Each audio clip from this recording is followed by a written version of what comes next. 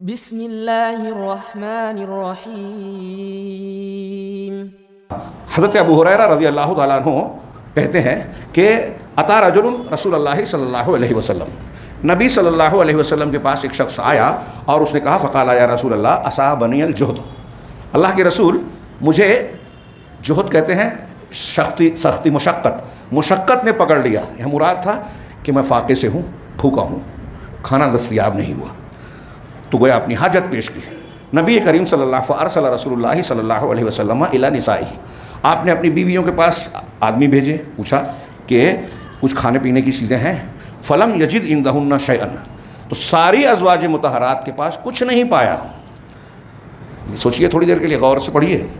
آج اپنے سماج، ہمارے سماج میں غریب بہت ہیں، صحیح بات ہے، لیکن اتنا غریب کوئی ایک ہے کہ اس کے گھر میں کھانے کے لیے کوئی ایک چیز بھی نہ ہو، ایک روٹی بھی نہ ہو، ایک روٹی کا آٹا بھی نہ ہو۔ اتنا غریب کوئی ہے؟ نبی صلی اللہ علیہ وسلم کے خانوادے میں تمام بیویوں کے پاس پوچھا جا رہا ہے، کسی کے پاس کھانے کے لیے کچھ موجود نہیں ہے۔ تب اللہ کے رسول صلی اللہ علیہ وسلم نے کہا فقال نبی صلی اللہ علیہ وسلم الا رجل یضیف هذه الليلہ هذا الليلہ رحمہ اللہ، کیا کوئی آدمی ہے جو اس رات میں مہمان نوازی کرے گا، اللہ اس پر رحم فرمائے گا؟ فقام رجل من الانصار، تو انصار میں سے ایک شخص کھڑے ہوئے۔ یہاں اس روایت میں صحیح بخاری میں یہی لفظ ہیں۔ حضرت علامہ ابن کثیر رحمہ اللہ نے یہ روایت نقل کی ہے وَيُؤْثِرُونَ عَلَىٰ أَنفُسِهِمْ کی تفسیر میں، اور پھر اس روایت کو نقل کرنے کے بعد کہا کہ صحیح مسلم کی ایک روایت میں یہ ہے کہ وہ شخص ابو طلحہ تھے، حضرت ابو طلحہ، حضرت ام سلیم کے شوہر، وہ ابو طلحہ تھے جو کھڑے ہوئے اور کہا کہ اللہ کے رسول میں ایسا کروں گا۔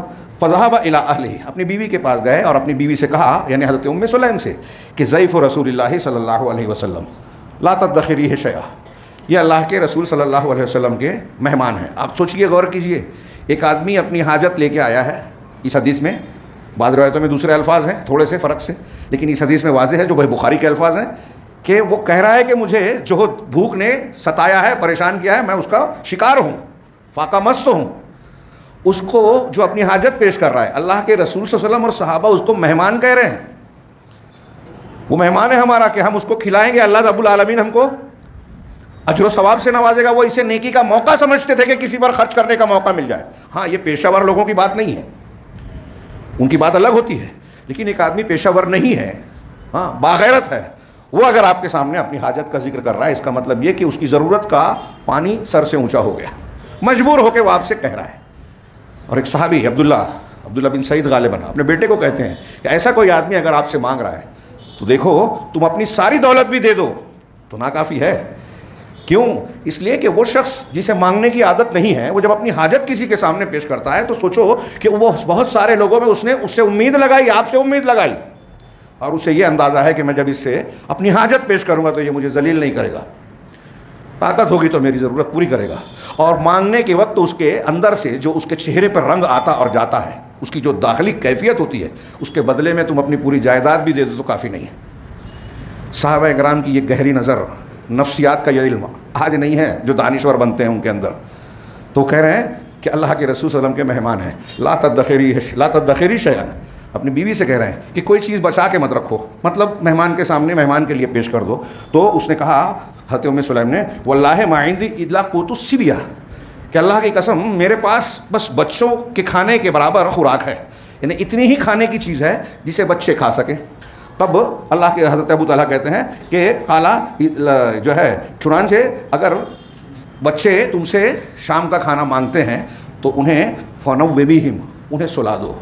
دوسری روایتوں میں ہے کہ انہیں بہلا پھسلا کر کچھ مشغول کر کے انہیں نیند کے حوالے کر دو، اور پھر اس کے بعد وتعالی فاطفئ السراج، اور ہمارے کمرے میں ہمارے پاس آؤ اور چراغ کو بجھا دو، اندھیرا ہو جائے۔ ہاں، ونطوی ببطون اللیلہ، غور کیجئے، اور آپ سن چکے ہیں اس واقعے کو، میں جانتا ہوں، لیکن ان کی باریکیاں دیکھیے، اخلاق دیکھیے، کہ چراغ کو بجھا دینا، اندھیرا کر دینا۔ کیوں؟ روایتوں میں وضاحت ہے تاکہ صرف اتنا کھانا جو بچوں کا ہے نا وہ مہمان کے لیے کافی ہوگا، ہمارے لیے بھی نہیں ہے، تو ہم مہمان کو کھلائیں گے لیکن اندھیرے کی وجہ سے انہیں اس بات کا احساس نہ ہو سکے کہ ہم نہیں کھا رہے ہیں، وہ سمجھے کہ یہ بھی کھانا کھا رہے ہیں، ان کو کھانا کھلا دیں۔ اور آگے جملہ کہا وَنَتْوِي بِبُطُونِنَا اللَّيْلَ، یہ عربی کے محاورے کے حساب سے ہے، بڑی پیاری تعبیر ہے کہ ہم آج کی رات اپنے پیٹ کو لپیٹ لیں گے، یعنی آج ہم بھوکے سو جائیں گے، لیکن اس مہمان کو کھانا کھلائیں گے. کہا ففعلت, تو انہوں نے ایسا ہی کیا. حضرت ام سلیم نے یہی کیا. آج ہمارے یہاں کوئی خاتون ہو, اس سے یہ عمل کروائیں تو اس کا رد عمل کیا ہوگا, غور کیجئے. ہاں, کہا ثم غدا الرجل علی رسول اللہ صلی اللہ علیہ وسلم فقال, پھر اس کے بعد صبح میں آدمی اللہ کے رسول صلی اللہ علیہ وسلم کے پاس پہنچا, یعنی حضرت ابو طلحہ. فقال لقد عجب اللہ او ضحک من فلان و فلانہ, اللہ کے رسول صلی اللہ علیہ وسلم نے کہا کہ اللہ نے اس شخص کو اور اس مرد اور عورت کو بہت پسند کیا. یا آپ نے کہا کہ وہ ہنس پڑا, اللہ ہنس پڑا. ہنسنے کی صفت بھی ثابت ہوئی, کیسے, وہ اللہ کے شایان شان جو ہے. تو اللہ ہنس پڑا, اور اللہ تعالیٰ نے یہ آیت اتاری ہے تمہاری ان لوگوں کی شان میں, وَيُؤْثِرُونَ عَلَىٰ أَنفُسِهِمْ وَلَوْ كَانَ بِهِمْ خَصَاصَةٌ, کہ وہ اپنے نفسوں پر دوسروں کو ترجیح دیتے ہیں. ایثار قربانی ہم پڑھتے ہیں, سنتے ہیں, بیان کرتے ہیں, کرتے نہیں ہیں. یہاں خود غرضی کا دعویٰ ہے, خود غرضی کا دورہ ہے.